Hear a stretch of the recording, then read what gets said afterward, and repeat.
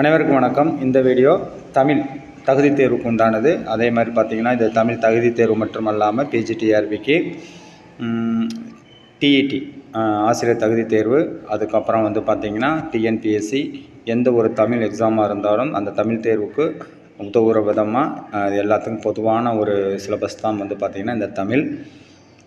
ஏற்கனவே வந்து பார்த்திங்கன்னா ஒரு வீடியோவுக்கு ஒரு 100 கொஷினாக பார்த்துருக்கோம். இப்போயும் பார்த்திங்கன்னா இந்த வீடியோவில் ஒரு 70 கொஷின் இருக்குது. இந்த கொஷின் வந்து நம்மளோட ஸ்டேட் போர்டில் 10ஆம் வகுப்பு புத்தகத்தில் இருக்கிற செய்யுளில் உள்ள ஒரு 70 கேள்விகள். இதை தான் இந்த வீடியோவில் பார்க்க போகிறோம். சரி, நீங்கள் பார்த்துட்டு உங்களுக்கு ஏதாவது ஒரு சஜஷன் ஃபீட்பேக் இருந்துச்சுன்னா கண்டிப்பாக சொல்லலாம். டேரெக்டாக கொஷின் பார்ப்போம். முதல் கொஷின், சிலப்பதிகாரத்தில் மாதவி ஆடிய ஆடல்களின் வகை எத்தனை? 11. சிலப்பதிகாரத்தில் மாதவி ஆடிய ஆடல்களின் வகை 11. சிலப்பதிகாரத்தில் மாதவி ஆடல்களில் டேஷ் என்ற ஆடலும் குறிப்பிடப்படுகிறது. குடக்கூத்து என்ற ஆடல். முத்துக்குமாரசுவாமி பிள்ளைத்தமிழ் நூலின் ஆசிரியர் குமரகுருபரர்.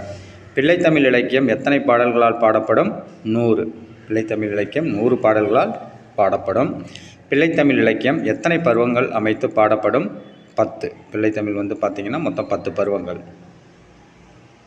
குமரகுருபரின் காலம் 17ஆம் நூற்றாண்டு. இந்த குமரகுருபரோட காலம் 17ஆம் நூற்றாண்டு. ஏற்கனவே வந்து பார்த்திங்கன்னா ஒரு டைம் டிஎன்பிஎஸ்சியில் கேட்டிருந்தாங்க. ஸோ 17ஆம் நூற்றாண்டு. செங்கிரை பருவம் பிள்ளைத்தமிழ் இலக்கியத்தில் எந்த பருவமாக விளங்குகிறது? 2ஆம் பருவம். தாள், அதுக்கப்புறம் செங்கிரை.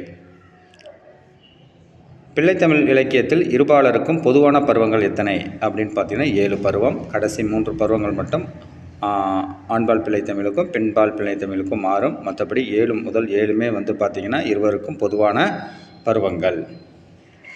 குமரகுருபரர் தமிழ் வடமொழி தவிர வேறு எம்மொழியில் புலமை மிக்கவர்? இந்துஸ்தானி. நீதிநெறி விளக்கம் என்ற நூலின் ஆசிரியர் குமரகுருபரர்.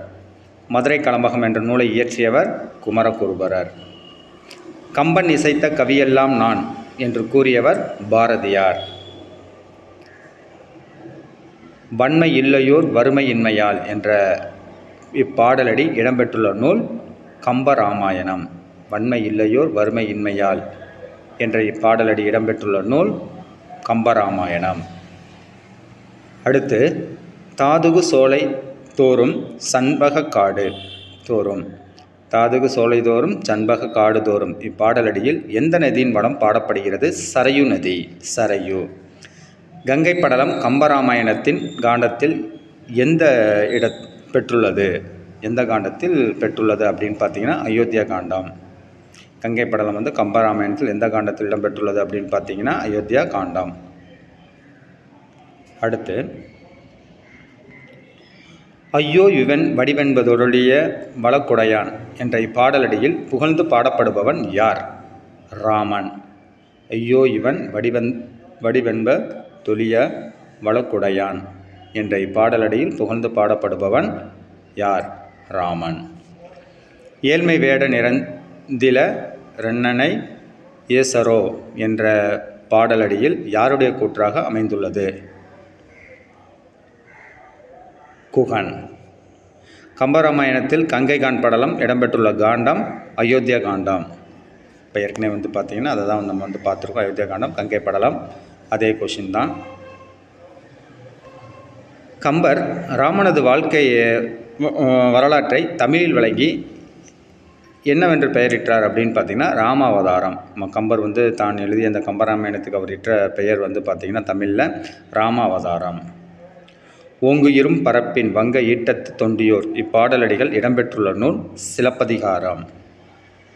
அடுத்து, பொருளல்லவரை பொருளாகச் செய்யும் பொருளல்லதில்லை பொருள் பயின்று வந்துள்ள அணி சொல் பின்வரு நிலையணி. சொல் பின்வரு நிலையணி. முதல் ஆப்ஷன் சொல் பின்வரு நிலையணி. அடுத்து, குன்றேறி யானைப்போர் கண்டற்றால் தன்கை தொன் ஒன்றாகச் செய்வான் வினை. இவ்வடிகளில் கை தொன்று என்பதன் பொருள் என்ன? கைப்பொருள். மக்களே போல்வர் கயவர் அவரன்ன ஒப்பாரி யாம் கண்டதில் இக்குறட்பாவில் பயின்று வந்துள்ள அணி உவமை அணி. அடுத்து, தேவர் அணையர் கயவர் அவரும் தாம் மேவன செய்தொழுகலான். இக்குறளில் பயின்று வந்துள்ள அணி பஞ்ச புகழ்ச்சி அணி. அடுத்து வளந்தலை மயங்கிய நனந்தலை மருகும். இப்பாடலில் இடம்பெற்றுள்ள நூல் சிலப்பதிகாரம். வண்ணமும் சுண்ணமும் தன்னொரும் சாந்தும் பூவும் புகையும் மேவிய விரையும். இப்பாடலிகள் இடம்பெற்றுள்ள நூல் சிலப்பதிகாரம். அதேமாரி பார்த்திங்கன்னா தூசும் துகிரும் ஆரமும் அகிலும் மாசரு முத்தும் மணியும் பொன்னும். இப்பாடலடியுடன் தொடர்புடைய நூல் சிலப்பதிகாரம். பால்வகை தெரிந்த பகுதி பண்டமோடு கூலம் குவித்த கூலவீதியும். இப்பாடலடி இடம்பெற்றுள்ள நூல் சிலப்பதிகாரம். இதெல்லாமே பார்த்திங்கன்னா சிலப்பதிகாரத்தில் இருக்கிற ஒரு மனப்பாட பாடல். அடுத்தது ஒரு பொறுத்துகளை பார்த்திங்கன்னா காருகர் அப்படிங்கிறதுக்கு நெய்பவர். காருகர் அப்படிங்கிறது நெய்பவர். பாசவர் அப்படிங்கிறது வெற்றிலை விற்போர். ஓசுனர் அப்படிங்கிறது பார்த்திங்கன்னா எண்ணெய் விற்போர். அடுத்தது மண்ணுள் வினைஞர் அப்படிங்கிறது ஓவியர். அதனால் ஆப்ஷன் பி. அடுத்து அருங்கல வெறுக்கையோடு அளந்தகடை அறியா. இப்பாடலடியில் வெறுக்கை என்பதன் பொருள் செல்வம். வெறுக்கை என்பது செல்வம் என்று பொருள். இந்திரவிழா ஊரெடுத்த காதை சிலப்பதிகாரத்தின் எந்த காண்டத்தில் உள்ள பகுதி? இந்திரவிழா ஊரெடுத்த காதைங்கிறது சிலப்பதிகாரத்தின் எந்த காண்டத்தில் உள்ள பகுதி அப்படின்னு பார்த்தீங்கன்னா புகார் காண்டம். சிலப்பதிகாரத்தில் உள்ள காதைகளின் எண்ணிக்கை 30 காதைகள். மொத்தம் பார்த்திங்கன்னா சிலப்பதிகாரத்தில் 30 காதைகள், 3 காண்டங்கள் இருக்குது, பார்த்துக்கணும். அடிகள் நீரே அருளுக என்பது யாருடைய கூற்று? சீத்தலை சாத்தனார். அடிகள் நீரே அருளுக என்பது யாருடைய கூற்று? சீத்தலை சாத்தனார் கூற்று. நாட்டுதும் யாம் ஓர் பாட்டுடை செய்யுள். இது யாருடைய கூற்று? இளங்கோவடிகள். இளங்கோவடிகள் சிலப்பதிகாரத்தின் ஆசிரியர் இளங்கோவடிகள் எந்த மரபைச் சேர்ந்தவர்? சேர மரபு. அடுத்து சேர மரபு. இளங்கோவடிகள் சேர மரபைச் சேர்ந்தவர். பகர்வனர் திரு நகர வீதியும் பகர்வனர் திரு நகர வீதியும் பட்டினும் மயிரினும் பருத்தி நூலினும். பாடலடிகள் இடம்பெற்றுள்ள நூல் சிலப்பதிகாரம். அடுத்து இம்மை செய்தது மறுமைக்கு ஆம் எனும் அறவிலை வணிகனாய் அல்லன். இப்பாடலடிகள் இடம்பெற்றுள்ள நூல் புறநானூறு. இம்மை செய்தது மறுமைக்கு ஆம் எனும் அறவிலை வணிகனாய் அல்லன் என்ற பாடலடிகள் இடம்பெற்றுள்ள நூல் புறநானூறு. நன்றும் தீதும் ஆய்தலும் அன்பும் மரணம் காத்தலும் அமைச்சர் கடமை என்று கூறும் நூல் மதுரை காஞ்சி. இது பார்த்திங்கன்னா திருக்குறள் மாதிரி இருக்கிற மாதிரி ஒரு 4, 3 அது மாதிரி இருக்கான திருக்குறள் கிடையாது. அதனால் இது பார்த்திங்கன்னா மதுரை காஞ்சி. நமக்கு பார்க்குறப்ப அப்படியே திருக்குறள் மாதிரி ஒரு 4 வார்த்தைகளும் கீழே 3 வார்த்தைகளும் சேர்த்து கரெக்டாக திருக்குறள் மாதிரியே இருக்கிறது.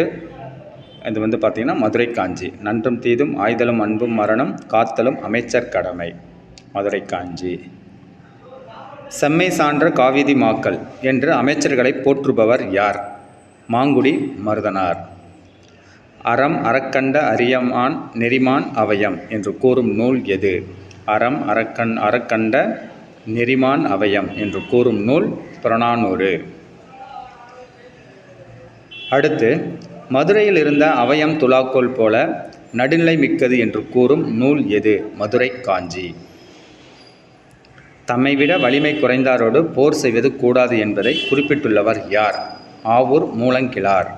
தம்மை விட வலிமை குறைந்தவரோடு போர் செய்யக்கூடாது அப்படிங்கிறது சொன்னவர் ஆவூர் மூலங்கிழார்.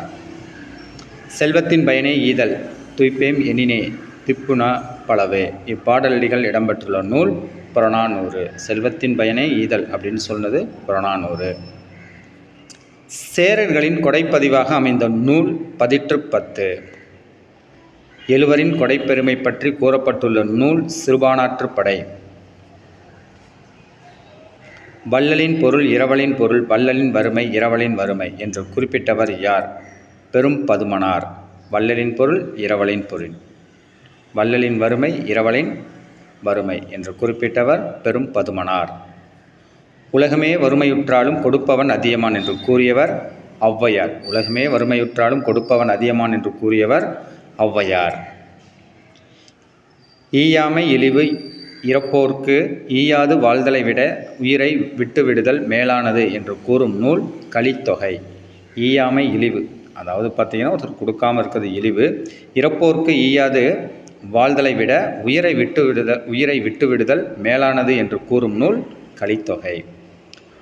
உதவி செய்தலை உதவியாண்மை என்று குறிப்பிட்டவர் ஈழத்து பூதன் தேவனார். உண்மையான செல்வம் என்பது பிறர் துன்பம் தீர்ப்பதுதான் என்று கூறியவர் நல்வேட்டனார். நிறையா விஷயங்கள் நிறையா ஆசிரியர்கள் சொல்லியிருக்காங்க. இப்போ ஒரே பேர் திரும்ப திரும்ப வரப்போ என்ன பண்ணிக்கணும் அப்படின்னா, நீங்கள் ஒருத்தர் பேரை போட்டுட்டு அவர் சொன்னதெல்லாம் ஒன்றா எடுத்து எழுதி நீங்கள் அதை வச்சு பார்த்தீங்கன்னா தான் கரெக்டாக இருக்கும். இப்போ ஒரு நல்லந்தூனார் எதாவது சொல்கிறாரு, நல்லந்தூனார் சொன்னதை மட்டும் தனியாக எடுத்துக்கணும். நக்கீரர் சொன்னார்னா அவரோடது, இது மாதிரி ஒவ்வொருத்தரும் சொன்னதை தனியாக நீங்கள் எடுத்து அதை ப்ரிப்பேர் பண்ணால் தான் ஞாபகம் இருக்கும். ஸோ அதனால் அதை பார்த்துக்குங்க. சான்றோர் செல்வம் என்பது சேர்ந்தோர் புன்கண் அஞ்சும் பண்பின் மென்கண் செல்வம் என்பதுவே. இப்பாடலடிகள் இடம்பெற்றுள்ள நூல் எது? நற்றிணை. அடுத்து, உறவினர் கெட வாழ்பவனின் பொலிவு அழியும் என்று குறிப்பிட்டவர் பெருங்கடுங்கோ. பிழையா நன்மொழி என்று வாய்மை குறிப்பிடும் நூல் நற்றிணை.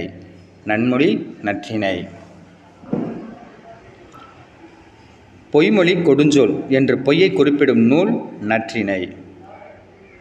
பொய்மொழிங்கிறது கொடுஞ்சொல் என்று பொய்யை குறிப்பிடும் நூல் நற்றிணை.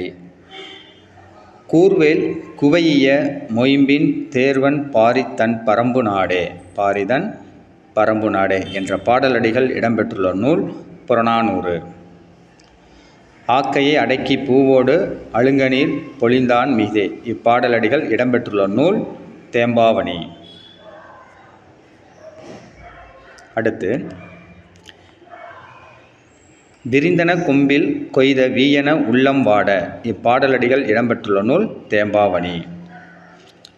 உய்முறை அறியேன் ஓர்ந்த உணர்வினொத்து உறுப்பும் இல்லா என்று பாடியவர் வீரமாமுனிவர். கைமுறை அறிந்தேன் தாயும் கனிந்தனை தனித்து போனால். இப்பாடலடிகள் இடம்பெற்றுள்ள நூல் தேம்பாவணி. இஸ்மத் சந்நியாசி என்று அழைக்கப்படுபவர் வீரமாமுனிவர். இஸ்மத் சந்நியாசி என்பது என்மொழி சொல் அப்படின்னு பார்த்தீங்கன்னா பாரசீக சொல். இஸ்மத் சந்நியாசி என்பதற்கு தூய துறவி என்று பொருள். வீரமாமுனிவருக்கு இஸ்மத் சந்நியாசி என்ற பட்டத்தை வழங்கியவர் சந்தா சாஹிப். தேம்பாவணியில் உள்ள பாடல்களின் எண்ணிக்கை 3615. தேம்பாவணியில் உள்ள பாடல்களின் எண்ணிக்கை 3615. தேம்பாவணியில் எத்தனை படலங்கள் உள்ளன? 36 படலங்கள் உள்ளன. கான்ஸ்டான்டினஸ் ஜோசப் பெஸ்கி என்னும் இயற்பெயர் கொண்டவர் வீரமாமுனிவர். வீரமாமுனிவரோட இயற்பெயர் தான் பார்த்தீங்கன்னா கான்ஸ்டான்டினஸ் ஜோசப் பெஸ்கி. தமிழின் முதல் அகராதியான சதுரகராதி என்னும் நூலை இயற்றியவர் வீரமாமுனிவர். பரமார்த்த